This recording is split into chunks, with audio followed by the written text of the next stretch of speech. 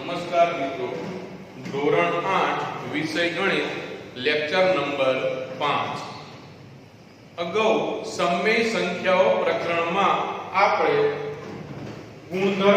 સમય સંખ્યાઓના ગુણધર્મોનો અભ્યાસ કરતા હતા. આ અમુક ગુણધર્મો આપણે અભ્યાસ પૂર્ણ કર્યો અને એથી આગળ આપણે હવે સમય સંખ્યા માટેના અમુક ગુણધર્મોમાં આગળ વધીએ તો શૂન્યનું અસ્તિત્વ અથવા તો શૂન્યની ભૂમિકા. આગળનો ગુણધર્મ છે શૂન્યની ભૂમિકા.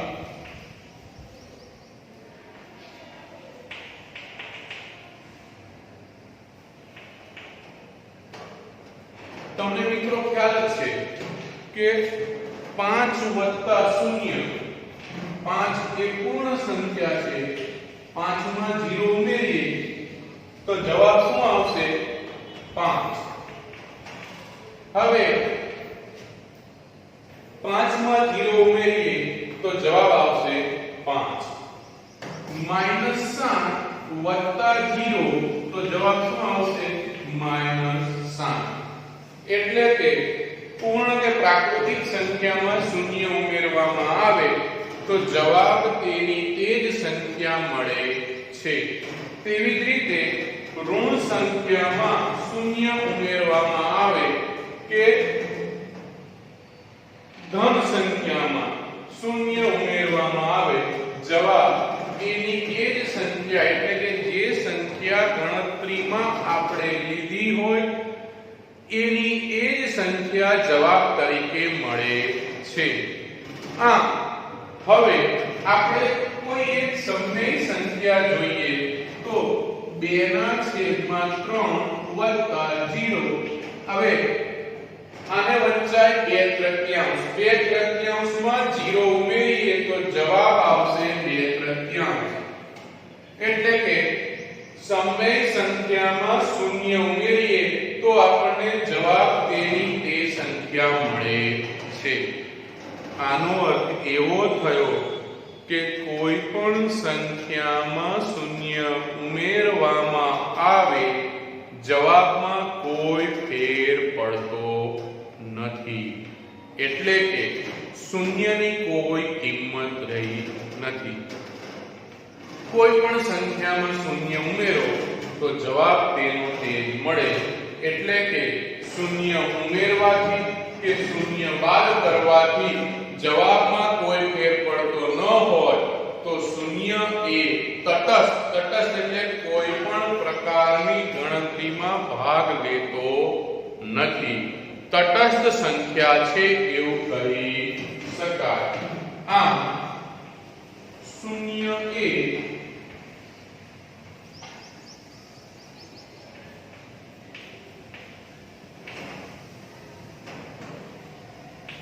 સરવાળા માટેની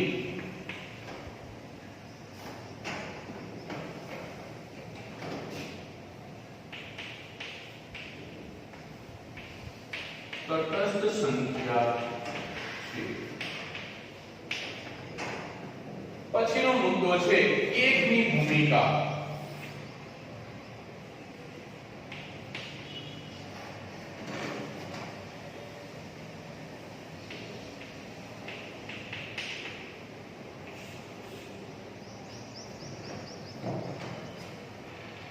અહીં આપણે સરવાળો જોયો, અહીં આપણે ગુણાકાર લઈશું કેમ કે સરવાળામાં 1 ઉમેરીએ, જો 5 માં 1 ઉમેરીએ તો 5 ને કેટલા થઈ જાય? 6. એટલે સરવાળામાં આપણે આનો ઉપયોગ કરીશું નહીં. પણ હવે ગુણાકારની ક્રિયા માટે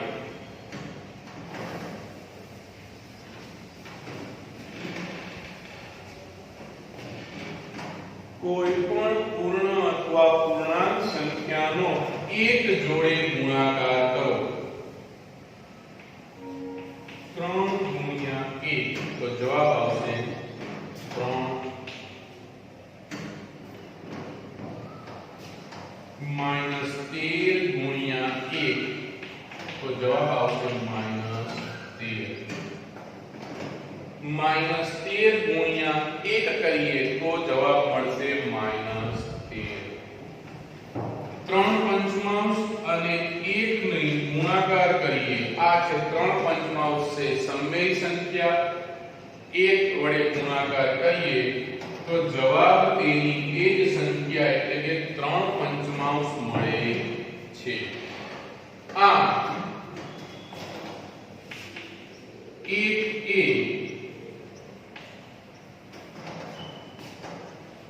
સમમેય સંખ્યા માટે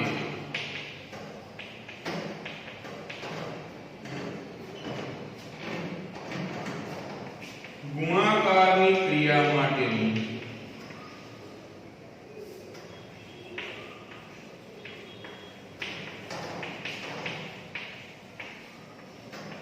તટસ્થ સંખ્યા છે.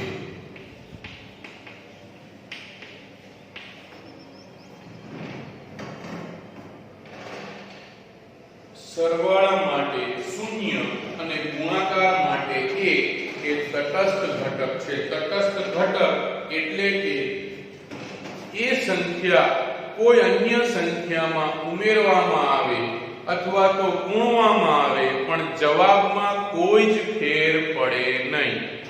જો સરવાળા માટે જોઈએ તો 0 ઉમેરીએ તો જવાબ એની એ જ સંખ્યા મળે, અને ગુણાકાર માટે જોઈએ અને 1 વડે કોઈ સંખ્યાને ગુણીએ તો જવાબ એની એ જ સંખ્યા મળે. આ પરથી કહી શકાય કે સમમેય સંખ્યાઓની સરવાળા માટેની ક્રિયા માટે 0 એ તટસ્થ ઘટક છે અને ગુણાકારની ક્રિયા માટે 1 એ તટસ્થ ઘટક છે. હવે પછી આગળનો ગુણધર્મ શીખીએ. તમે સહેજ નજર કરી લો, જરૂર જણાય તો સ્ક્રીનશોટ લઈ ઝૂમ કરી અને સરળતાથી દેખાય તો આ રીતે પણ તમે નોંધ કરી શકો છો.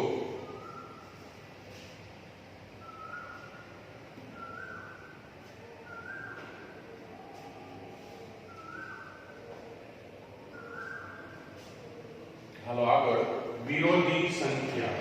હવે પછી છે નવો મુદ્દો વિરોધી સંખ્યા.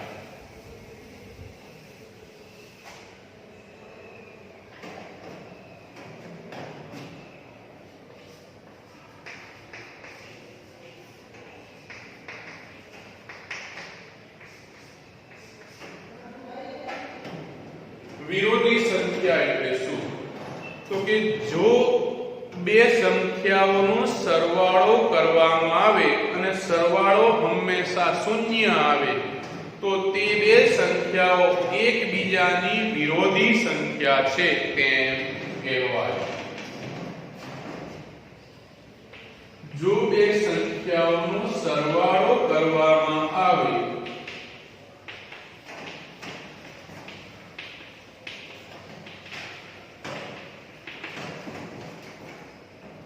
અને આ બે સંખ્યાઓનો સરવાળો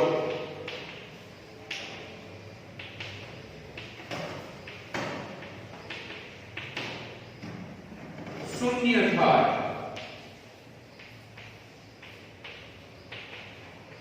તો આ બે સંખ્યાઓ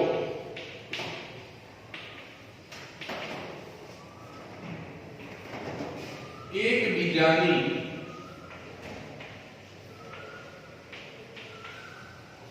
વિરોધી સંખ્યાઓ છે તે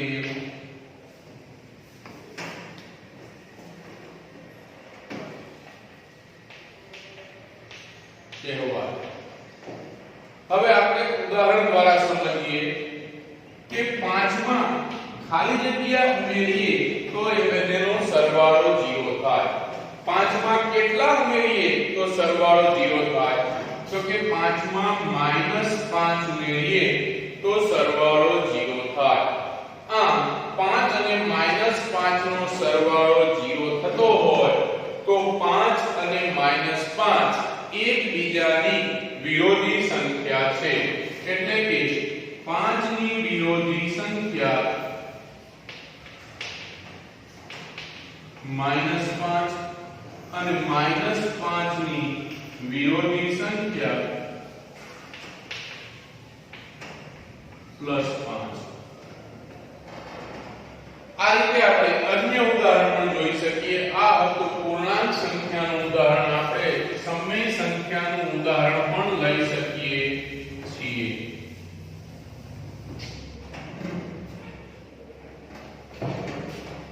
ત્રણ સપ્તમાંશ માં કેટલા ઉમેરીએ તો જવાબ 0 આવે. 3 સપ્તમાંશમાં કેટલા ઉમેરીએ તો જવાબ 0 આવે. તો કે 3 સપ્તમાંશમાં -3 સપ્તમાંશ ઉમેરીએ તો જવાબ 0 થાય છે. હવે અહીં ગણતરી તમને સમજાવું. 3 સપ્તમાંશ વત્તેવો છે ઓછા 3 સપ્તમાંશ. હવે છેદ કેવો છે સરખો, તો અંશનું સાદુરૂપ આપો. 3 માંથી 3 જાય છેદમાં 7. 3 માંથી 3 જાય તો કેટલા વધે 0. 0 ભાગ્યા 7 એટલે કેટલા થશે 0. આમ 3 સપ્તમાંશની વિરોધી સંખ્યા -3 સપ્તમાંશ છે અને -3 સપ્તમાંશની વિરોધી સંખ્યા 3 સપ્તમાંશ છે. આપણે નોંધ કરીશું 3 સપ્તમાંશની વિરોધી સંખ્યા -3 સપ્તમાંશ અને -3 સપ્તમાંશની વિરોધી સંખ્યા 3 સપ્તમાંશ છે. આ થઈ વિરોધી સંખ્યાની વાત. આના પછી આવે છે વ્યસ્ત સંખ્યા. આની પણ એક નોંધ તમારે કરવી જરૂરી છે. તમે સ્ક્રીનશોટ લઈ ઝૂમ કરી અને નોંધ કરી શકો છો.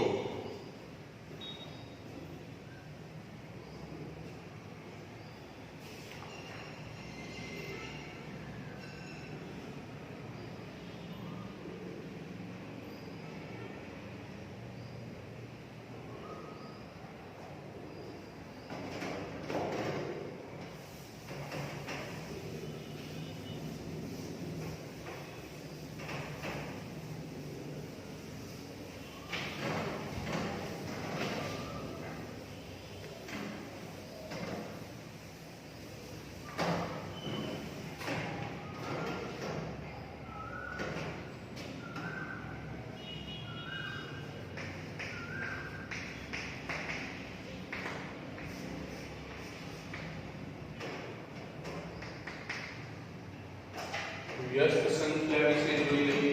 તો વ્યસ્ત સંખ્યા કોને કહેવાય કે જો બે સંખ્યાઓનો ગુણાકાર 1 આવે, જો બે સંખ્યાઓનો ગુણાકાર 1 આવે તો તે બે સંખ્યાઓને એકબીજાની વ્યસ્ત સંખ્યા કહે છે.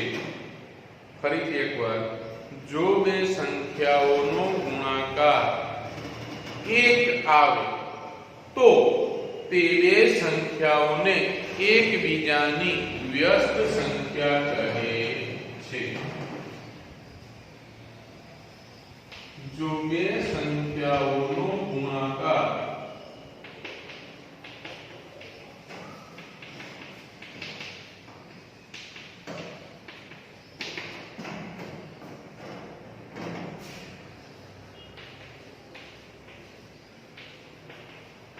તેનું પરિણામ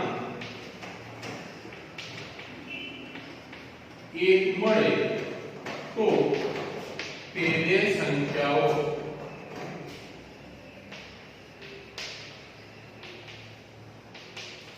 એકબીજાની વ્યસ્ત સંખ્યા છે એમ કહેવાય.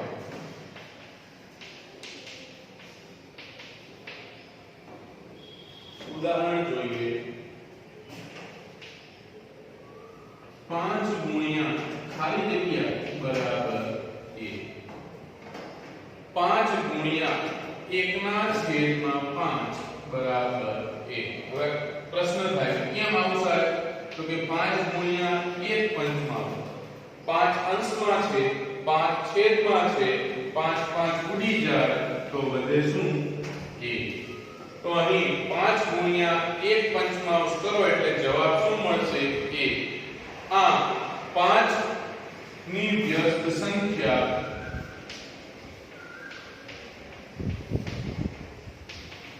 એક પંચમાંશ અને એક પંચમાંશની વ્યસ્ત સંખ્યા 5 છે. બીજું એક ઉદાહરણ જોઈએ જેમાં આપણે સમમેય સંખ્યા લઈશું કારણ કે આપણે 8મા ધોરણમાં સમમેય સંખ્યા ઉપર જ ભાર મૂકવાનો છે.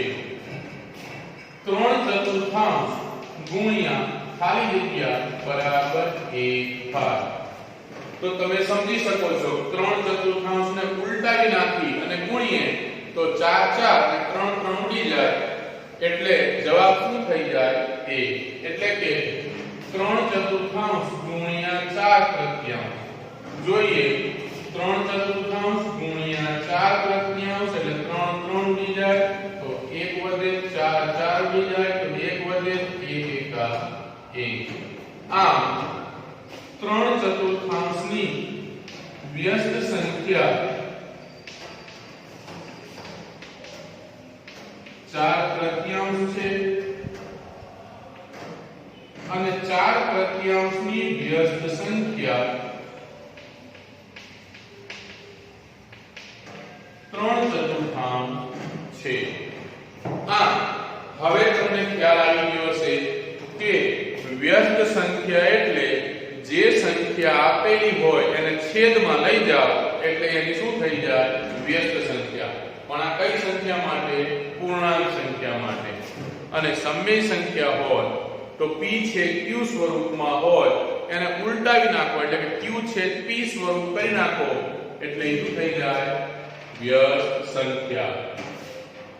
હવે અહીં માનો કે વિરોધી સંખ્યા પૂછે તો વિરોધી સંખ્યામાં પ્લસ હોય તો સંખ્યા એની જ પણ પ્લસ હોય તો એની આગળ નિશાની માઈનસ કરવી અને માઈનસ હોય તો એને આપણે પ્લસમાં ફેરવી દેવું એટલે કે પ્લસની નિશાની આપણે લખતા નથી પણ પ્લસ હોય તો તે સંખ્યાની આગળ નિશાની માઈનસ કરીએ એટલે એ એની શું થઈ જાય વિરોધી સંખ્યા. બરાબર. હવે આગળ જોઈએ તે પહેલા એક નજર કરી લો.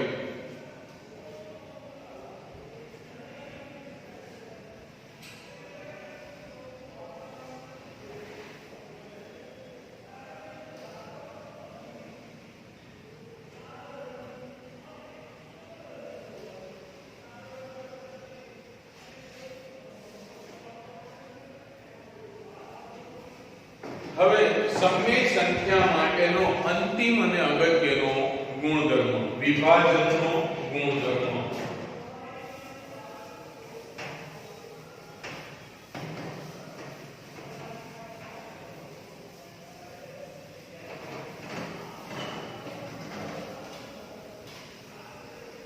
હવે જોઈએ તે પહેલા કેટલાક ઉદાહરણ આપણે વિરોધી સંખ્યા અને વ્યસ્ત સંખ્યાના જોઈ લઈએ.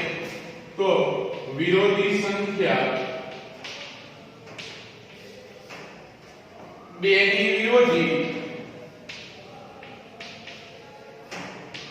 -2 -3/5 ની વિરોધી. હવે માઈનસ હોય તો નિશાની દૂર થાય એટલે કેવા થઈ જાય પ્લસ તો શું આવશે હા 3/5. એવી રીતે -100 ના છેદમાં 60 તો -100 ના છેદમાં 60 ની વિરોધી શું થશે તો કે 100 ના છેદમાં 60. માઈનસ ની નિશાની હોય તો નિશાની દૂર કરવાની અને પ્લસ ની નિશાની હોય તો માઈનસ કરવાની.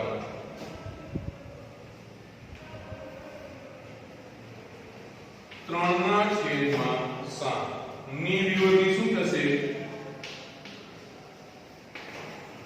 તો કે 3 ની આગળ નિશાની માઈનસ કરો એટલે -3/7. આમ 3/7 ની વિરોધી -3/7.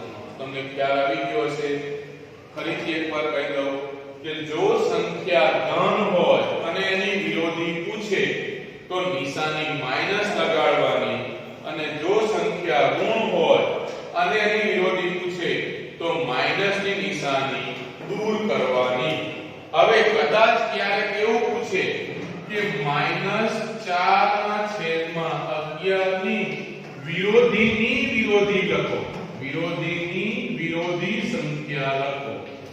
હવે આવા સંજોગોમાં આપણે શું કરવાનું તો કે -4/11 ની વિરોધી શું થશે તો કે નિશાની દૂર થશે. એટલે -4/11 ની વિરોધી સંખ્યા શું થાય તો કે માઈનસ ની નિશાની દૂર થાય અને જવાબ આવશે 4/11. હવે આ 4/11 ની વિરોધી સંખ્યા પૂછે તો એની વિરોધી શું થશે તો કે પાછી નિશાની આવી જાય એટલે કે -4/11.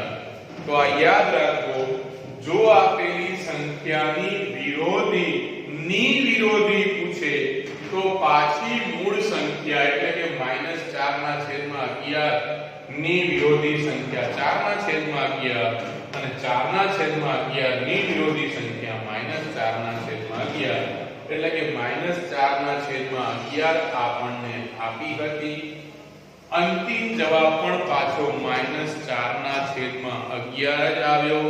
આનો અર્થ કે આપેલ સંખ્યાની વિરોધીની વિરોધી સંખ્યા પૂછે તો મૂળ સંખ્યા જવાબમાં આવે. આ તમે યાદ રાખો.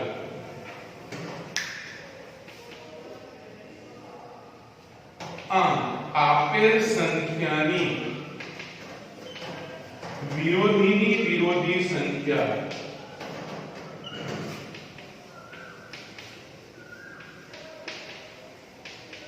પૂછાય તો જવાબમાં મૂળ સંખ્યા આવે.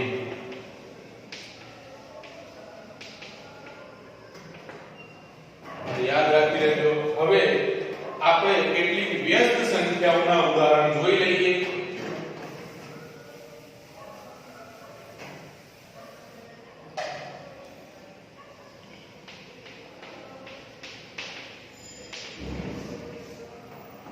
તો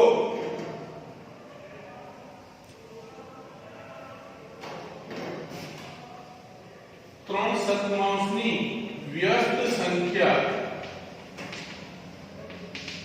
7/છેદમાં સંખ્યાને ઉલટાવી નાખવાની. જો સંખ્યા માનો કે 15 ની વ્યસ્ત સંખ્યા તો 15/છેદમાં કાંઈ નથી તો આપણે 1 લખી શકીએ તો એની વ્યસ્ત શું થશે 1/15. 500 ની વ્યસ્ત સંખ્યા 1/500.